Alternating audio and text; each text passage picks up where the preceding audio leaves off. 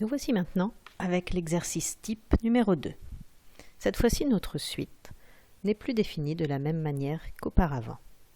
On remarque ici que notre suite ne dépend plus de n, mais de un. Un plus 1 est donné en fonction de un. Alors, un, c'est le terme précédent un plus 1, c'est-à-dire le terme d'avant. On va donc être obligé de calculer chaque terme pour pouvoir calculer le suivant. Ici, une donnée est obligatoire, c'est le premier terme, ici U0. Sans ce nombre, on ne peut pas calculer les nombres suivants.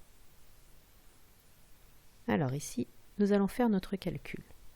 U1, tout d'abord, c'est égal à moins 3 fois le terme précédent, c'est-à-dire U0, plus 2. On nous a dit que U0 était égal à 7.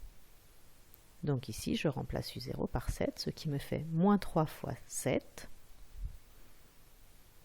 plus 2, à savoir ici, moins 21 plus 2, moins 19. Pour calculer U2, je vais avoir besoin de son terme précédent, c'est-à-dire de U1 que je viens de calculer. U2 est égal à moins 3 fois le terme précédent, donc moins 3 fois U1, auquel j'ajoute toujours 2. C'est donc égal à moins 3 fois moins 19, que j'ai calculé précédemment, plus 2.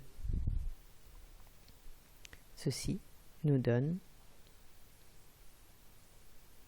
59. J'écris dans le tableau.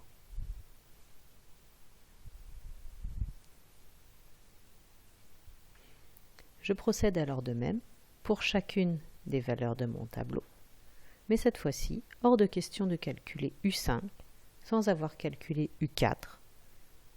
Et pour U4, j'ai besoin de U3. Je suis obligé, dans une suite récurrente, de calculer les termes un par un. C'est beaucoup moins pratique, mais par contre, c'est souvent comme ça, dans la nature, dans la vie de tous les jours, que sont définies les suites. Par exemple, si vous avez quelque chose qui augmente de 2% par année, si vous avez quelque chose qui augmente de 10 centimes d'euros chaque 1er janvier, toutes ces choses-là, ça veut dire que le prix de la nouvelle année sera défini en fonction du prix de l'année précédente. On sera donc obligé de calculer toutes les valeurs, sauf si on arrive à reconnaître des suites particulières. À vous maintenant de faire l'exercice type 2.